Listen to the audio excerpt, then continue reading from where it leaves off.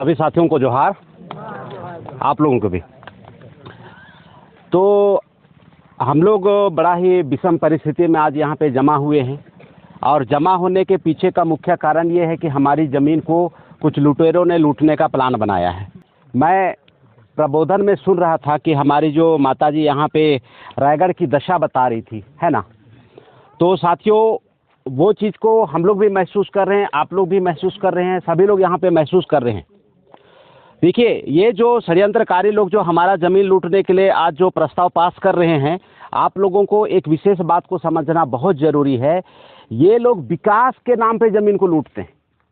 जब हमारे लोगों को बताया जाता है कि हम लोगों का विकास होगा, तो बहुत सारे लोग इसकी सूक्ष्मता को नहीं जानते हुए, इसकी बारीकी को नहीं समझते हुए ऐसा लगता है कि भाई विकास शब्द सुनने से हम लोग एकदम पावरोटी जैसे फूल जाते हैं। हम लोग को ऐसा लगता है कि हाँ, अभी हमारा विकास हो जाएगा, लेकिन ये सिर्फ प्रचार में है कि विकास होगा। आज हमारा रायगढ़ को देख लीजिए, ज़्यादा दूर नहीं है, यहाँ से 135 किलोमीटर की दूरी पे है रायगढ़। तो 135 किलोमीटर दूरी पे आप रायगढ़ को देखेंगे तो वहाँ पे जो जिंदल की फैक्ट्री, स्टील फैक्ट्री जो खुला, लोहा का फैक्ट्री खुला, तो हमारे कितने आदिवासियों को, कितने अनुसूचित जाति के लोगों को और कितने ओबीसी के लोगों को फ़ायदा हुआ। तो आप देखेंगे कि वो तमाम हमारे जो आदिवासी लोग हैं, अनुसूचित जाति के लोग हैं, अन्य पिछड़ा वर्ग के लोग हैं, सिर्फ उन लोग धूल धुआं ही खा रहा है। मतलब कि विकास, आप ज़्यादा दूर मत जाइए, आप 135 किलोमीटर रायगढ़ में आप नज़र उठाइए, धूल धुआं और मौत के अलावा वहाँ कुछ भी नहीं है। लेकिन सरकार प्रचार में क्या बोल रहा है कि हम विकास करेंगे। अगर रायगढ़ जैसे विकास चाहिए, हमारे लोगों को धूल में, धुआं में, अगर मौत पे धकेलना का प्लान है, तो हमें ऐसा विकास नहीं चाहिए। तो ये जो लोग हैं, हम लोगों को ऐसा बरगलाते हैं। ऐसा बरगलाने के वजह से होता क्या है कि हमारे ही बीच से दो टाइप का विचार पैदा होना शुरू हो जाता है। कुछ लोगों को लगता है कि ज़मीन हम बेचेंगे तो फायदे में रहेंगे। कुछ लोग जो समझ रहे हैं बारीकियां, उनको ऐसा लगता है कि ज़मीन हम नहीं बेचेंगे तो फायदे में रहेंगे। तो इसमें मेरा व्यक्तिगत रूप से और सामाजिक रूप से एक बहुत ही मजबूत एक निर्णय है साथियों कि ये जो ज़मीन है किसी भी कीमत में आपको नहीं देना है। ये आपकी व्यक्तिगत निर्णय होना चाहिए और ऐसा ही करना है आप लोगों को। ये आप लोगों का व्यक्तिगत निर्णय होगा। जो लोगों को लग रहा है कि बेचने से फायदा हो सकता है, आप साथियों रायगढ़ को दिखाओ उनको। वो एकदम सही बोल रहे हैं कि हम लोग यहाँ पे काम करते हैं, सुकून के साथ में जीवन को जी रहे हैं। वो सुकून यहाँ पे फैक्ट्री खोलने के वजह से पूरा यहाँ पे पूरा हम लोग का जो जनजीवन है, हम लोग की जो संस्कृति है, सभ्यता है, वो पूरी तरीके से बर्बाद हो जाने वाला है। तो इस तरीके से हमारा जो जिंदगी है, हमारा जो जीवन है, ऐसा वो प्रभावित होने वाला है। इसलिए यहाँ पे जो भी साथी लोग जाने अनजाने में अगर इस पक्ष में हैं कि हमें ज़मीन देना चाहिए, उन साथियों को आपस में समझा के किसी भी सूरत में नहीं देने के बारे में उनको बात जानकारी देंगे। तो साथियों, आप लोगों का नहीं देने के पक्ष में यहाँ पे ज़्यादा जनमत यहाँ पे इकट्ठा होगा। ये महत्वपूर्ण बात है, ये हमारे आपस में परिवार की बात है। और अगर हम लोग कानून और संविधान की और फंडामेंटल राइट्स का, मौलिक अधिकार की बात करें, तो है क्या मामला, बहुत महत्वपूर्ण बात है। ये अनुसूचित इलाके से कोई भी सरकार हो या निजी कंपनी हो, ज़मीन अधिग्रहण कर ही नहीं सकता। ये पहला बात है। तो ज़मीन अधिग्रहण कर ही नहीं सकता, इसका मतलब आपका ज़मीन को यहाँ पे कोई भी जोर ज़बरदस्ती से ले नहीं सकता। उन लोग अपने हिस्से का प्रयास जरूर कर सकता है, आप लोगों को गुमराह कर सकते हैं, लेकिन वो ज़बरदस्ती नहीं ले सकती। क्यों ज़बरदस्ती नहीं ले सकते? क्योंकि संविधान में आपके लिए अधिकार लिखा हुआ है कि अनुसूचित क्षेत्र, शेड्यूल्ड इलाके में मालिक के समर्थन के बगैर कोई भी कंपनी खोल ही नहीं सकता, समर्थन के बगैर। तो आप लोग समर्थन नहीं देंगे, यहाँ पे खुल ही नहीं सकता। ये पहला बात है। हमारे पड़ोसी राज्य उड़ीसा में 1997 में एक समता जजमेंट करके एक आया है, उच्च न्यायालय का, हाई कोर्ट का एक जजमेंट आया हुआ है। उसमें पेच क्या क्या फंसा था, गंभीरता से समझिएगा, बढ़िया से सुनिएगा। उसमें पेच फंसा आदिवासियों का ज़मीन और वेदांता का जो फैक्ट्री है वो, उसके बाद में फिर उच्च न्यायालय, हाई कोर्ट, ये तीन मामला का पेच फंसा। तो 1997 का जो आप अगर जजमेंट को आप निकाल के अगर आप पढ़ेंगे, तो उसमें जो हाई कोर्ट है, जो उच्च न्यायालय है, वो आदिवासियों के फेवर में निर्णय दिया। और वो जो वेदांता का जो फैक्ट्री है वहाँ से उसको हटाना पड़ा। ये हमारे पड़ोसी राज्य में हो चुका है। मैं इस वीडियो के माध्यम से और इस आम सभा के माध्यम से जशपुर जिले के तमाम प्रशासनिक अधिकारियों को मैं अवगत कराना चाहता हूं कि संविधान के विरोध में आप लोग निर्णय नहीं लीजिए, नहीं तो ये जो आम सभा है ये बहुत बड़ी जन आंदोलन में कन्वर्ट हो जाएगा और ये जो कन्वर्ट है ऐसा परिस्थिति का निर्माण हो जाएगा। मैं प्रशासन को इस आम सभा के माध्यम से चेतावनी दे रहा हूं कि आने वाले समय पे ये जो आम सभा है मजबूत होते होते यूरेशिया के लोगों, आप यूरेशिया जाओ, ये मामला खड़ा हो जाएगा यहाँ पे, क्योंकि यही लोग हैं जो हमारे लोगों का ज़मीन को छीनने का काम कर रहा है। ये यही लोग हैं जो हमारे लोगों को बरगलाने का काम कर रहे हैं। अभी हमारे बहुत अच्छे मित्र चौहान साहब ने एक चीज़ कहा था। मैं मूलतः कुकुंद्री गांव का रहने वाला हूं, बासिन में हम लोग बसे। तो कुकुंद्री और बासिन की जो दूरी है वो ज़्यादा दूर नहीं है, कम से कम 2 किलोमीटर की दूरी है। तो वहाँ पे जब मेरा बचपना था तो मैं देखता था कि हमारे कुकुंद्री के गांव में कपड़ा को बुनने का काम किया करते थे करघा में। मैं अपने आंखों से देखा हूँ मैं। लेकिन हमारे मित्र ने जो कहा कि हमारी जो काम था हमारे से चतुराई से चुरा के किसको सुपुर्दगी कर दिया गया। तो आपने बड़ी जोरदार तरीके से कहा कि भाई बनिया लोगों को सुपुर्दगी कर दिया गया है। अगर ये जो सरकार है, ये सरकार वास्तव में अगर हमारा हितैषी होता तो हमारे जितने भी जो चौहान बिरादरी के लोग हैं, जो लोग कपड़ा बुनाई करने में महारत हासिल थे, सरकार इनके लिए फैक्ट्री बना के इनका रोजगार को और दुरुस्त करता। लेकिन इनको रोजगार ना देके इनकी हाथ की जो कला थी उसको दूसरे जगह से शिफ्टिंग किया। यही चीज़ है इनका षड्यंत्र साथियों। उसी तरीके से मैंने देखा कि हमारे जो कुकुंद्री गांव में जब मैं बचपना अपना जी रहा था तो वहाँ पे लुहार लोग औजार बनाते थे। आज लुहार के पास में औजार बनाने का फैक्ट्री नहीं है और धीरे धीरे उन्होंने अपनी फैक्ट्री को, जो लुहार लोगों का फैक्ट्री होना चाहिए था, वो सभी चीज़ों को अभी जैसे रायगढ़ का जिंदल ही देखिए, वो पूरा का पूरा अपने कब्जा में ले लिया। तो इसी तरीके से हमारा जो गांव के लोग तेल पेरते थे, वो तेल पेरने का जो मामला, ये जो सोयाबीन तेल खाते हो कौन बनाता पता है? अडानी बनाता है, अडानी बनाता है। हमारे ओबीसी समाज के लोग तेल पेराई का काम करते थे, तीली उनके नाम से भी जाना जाता था। वो तमाम चीज़ें आप लोगों से छीन छीन के बड़े बड़े जो उद्योगपति हैं उनके पास में हस्तांतरण करने का षड्यंत्र चल रहा है। और ये जो यहाँ पे कलेक्टर महोदय के माध्यम से हमारे जो परम मित्र हैं अनुरंजन भगत जी को बार बार बोला जा रहा था कि ये जो ज़मीन है, तुम विकास विरोधी आदमी हो, तुम जो मोटरसाइकिल से चल के आए हो, उस मोटरसाइकिल का जो फ्रेम है वो लोहे से बना हुआ है। ऐसा बहुत सारा आधा घंटा उन्होंने भाषण दिया। तो साथियों, मैं ये कहना चाहता हूँ कि भारत सरकार को कभी अगर हमारे ज़मीन की अगर लोहे की ज़रूरत पड़ी, गंभीरता से सुनिएगा, तो 100% मालिकाना हक के साथ में, ओनरशिप के साथ में अगर भारत सरकार को अगर ज़रूरत पड़े तो आप ही लोग इसमें का लोहा को निकाल के सरकार को बेच देना। लेकिन यहाँ पे सबसे महत्वपूर्ण बात है मालिकाना, ओनरशिप, मालिकाना। तो इसमें क्या है कि अभी जैसे वहाँ पे जिंदल फैक्ट्री बिठाया है, तो जिंदल फैक्ट्री बिठाया है तो वहाँ पे ST SC OBC का जो मालिकाना है वो 0 है। पूरा पैसा वो कमा रहा है, पूरा अपना जो गोदाम है वो भर रहा है और हमारे लोगों को धूल धुआं और मौत दे रहा है।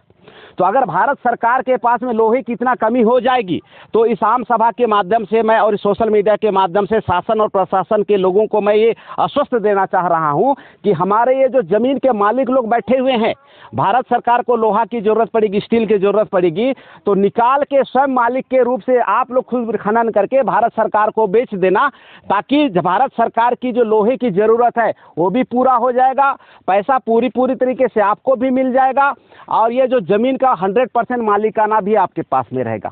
लोहा लेने से मतलब है ना, ज़मीन छीन के लोहा लेने का तो कोई कानून है ही नहीं कि भाई जिंदल जैसे लोग आ जाएं, अडानी जैसे लोग आए और हमारे ज़मीन के ऊपर में कब्जा करें, वो भी हमारे अनुसूचित क्षेत्र में।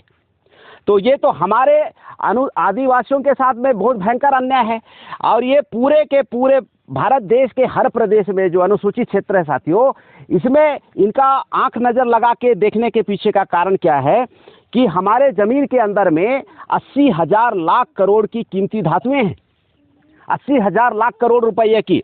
और ये जो राशि मैं आप लोगों को बताने का प्रयास कर रहा हूँ, ये इतनी बड़ी राशि है, इतनी बड़ी राशि आज तक मुकेश अंबानी नहीं कमा पाया है। गौतम अडानी नहीं कमा पाया जितना आदिवासियों के पास में।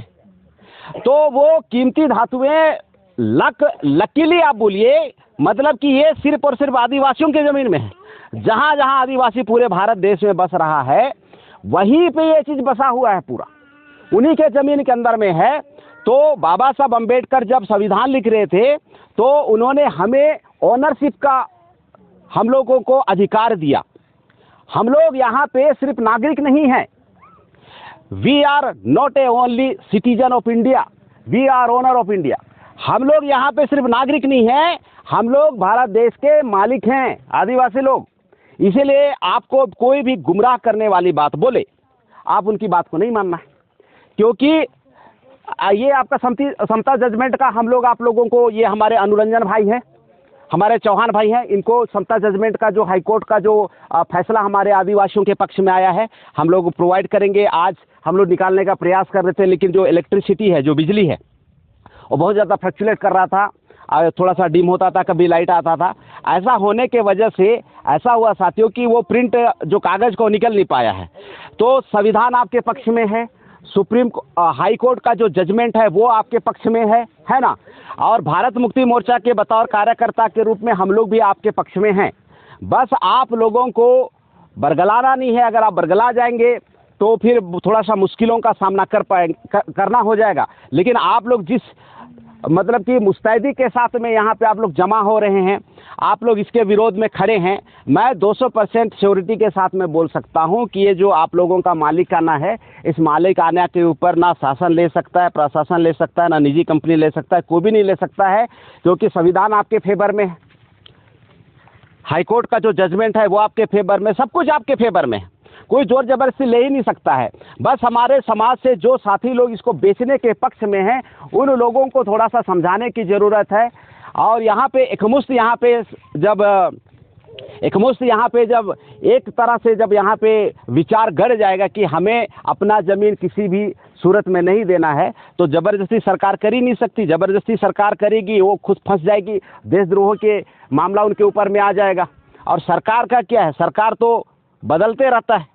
अभी 2023 में चुनाव हुआ, 2028 में चुनाव होगा, तो सरकार का क्या है, वो तो बदल जाता है।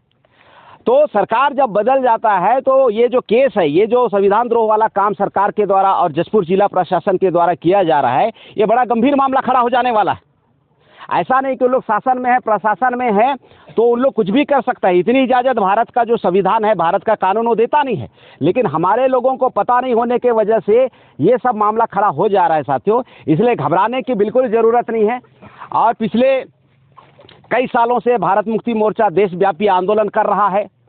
अगर शासन और प्रशासन इस आम सभा के बाद में भी अगर बाज नहीं आता है और भी अगर आप लोगों को प्रस्ताव लेके दबाव करने का प्रयास करता है, तो साथियों मैं आप लोगों को बता रहा हूं कि भारत मुक्ति मोर्चा आप लोगों की ज़मीन की संरक्षण के लिए माननीय वामन मेश्राम की सहमति से पूरे देश भर में भारत व्यापी आंदोलन किया जाएगा, भारत बंद किया जाएगा, जेल भरो आंदोलन किया जाएगा। और अभी हम लोग देख रहे हैं कि अगर ये किसी तरह से अगर ये मामला आप लोगों के विरोध में थोड़ा ज़्यादा टाइप का होना शुरू हो जाएगा साथियों, तो हम लोग एक डेट निर्धारित किए हैं 9 अप्रैल को। 9 अप्रैल को हम लोग पूरे देश भर में जेल भरो आंदोलन करने वाले हैं। और इस जेल भरो आंदोलन का जो मुख्य टॉपिक होगा वो यहाँ का ज़मीन होगा। अगर सरकार हमको डराने के बाद में हमारे लोगों को जेल डालने के बारे में अगर बात करती है साथियों, उससे पहले हम लोग जेल भरो आंदोलन करेंगे और लाखों की संख्या में जेल भरो आंदोलन करेंगे। और पिछले कई बार भारत मुक्ति मोर्चा देशव्यापी आंदोलन किया है साथियों, और देशव्यापी आंदोलन करने के वजह से इनको राष्ट्रीय स्तर का बहुत सारे जो निर्णय है उसको वापस लेना पड़ा। उदाहरण के लिए मैं बताऊं, पिछले समय पे किसान विरोधी उन्होंने कानून बनाया था और हमारे जो मालिकाना को उस समय छीनने का प्रयास किया था। उस दरमियान में हमारे जो पंजाब, दिल्ली, हरियाणा के बहुत सारे किसानों ने पूरा रोड में बहुत ज़बरदस्त तरीके से उन्होंने विरोध प्रदर्शन किया था। लेकिन आप लोगों को मैं और जानकारी देना चाहूँगा कि हमारे जो भारत मुक्ति मोर्चा का ही एक और संगठन है, उसका नाम है राष्ट्रीय किसान मोर्चा, और राष्ट्रीय स्तर पे उस किसान विरोधी कानून का विरोध किया था। तो जब महाशक्ति के रूप में ये विरोध जब फैलना शुरू किया साथियों, तो भारत सरकार को वो जो 3 किसान विरोधी कानून को कचरे डब्बे में डालना पड़ा। पहला दूसरा उपलब्धि भारत मुक्ति मोर्चा का मैं बताना चाहूँगा, बीच में इन्होंने CAA, NRC ये सब कानून उन्होंने लाया था। इसका मतलब होता है कि CAA, सिटीजन अमेंडमेंट एक्ट, ये जो बिल लाया था, नागरिकता संशोधन बिल, तो भारत सरकार ने यहाँ पे एक प्रस्ताव रखा था।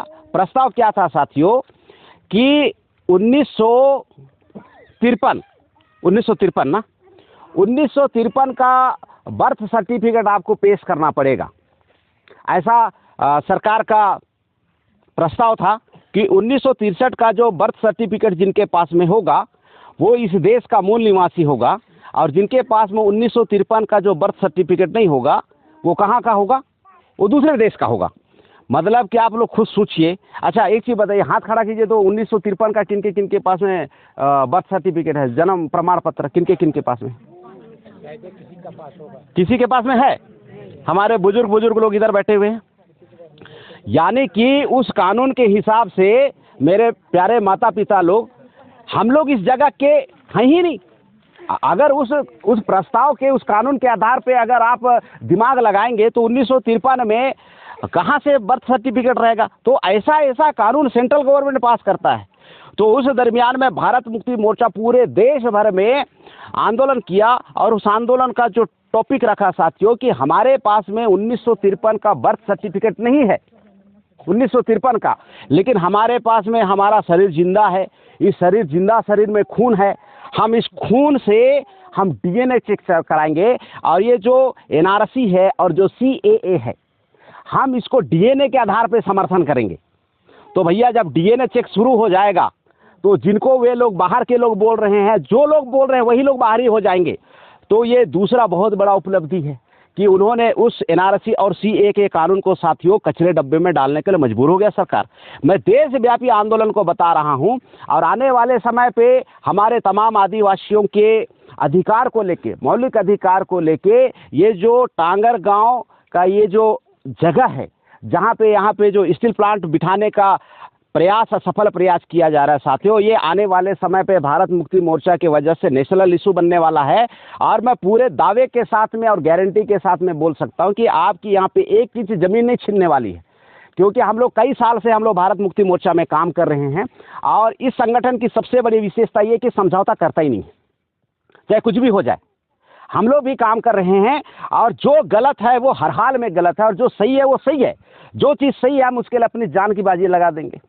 तो ये हक अधिकार छीनने का मामला ही नहीं है। आप लोगों को बिल्कुल स्थिर एक जगह पे एकदम अडिग टिके रहना। अरे नहीं देना तो नहीं देना है, संविधान आपके फेवर में है, हाईकोर्ट का जजमेंट आपके फेवर में है, आदिवासियों की जो पूरा देशव्यापी जो एकता है वो आपके फेवर में है। भारत मुक्ति मोर्चा राष्ट्रव्यापी संगठन है, राष्ट्रीय आदिवासी एकता परिषद राष्ट्रव्यापी संगठन है।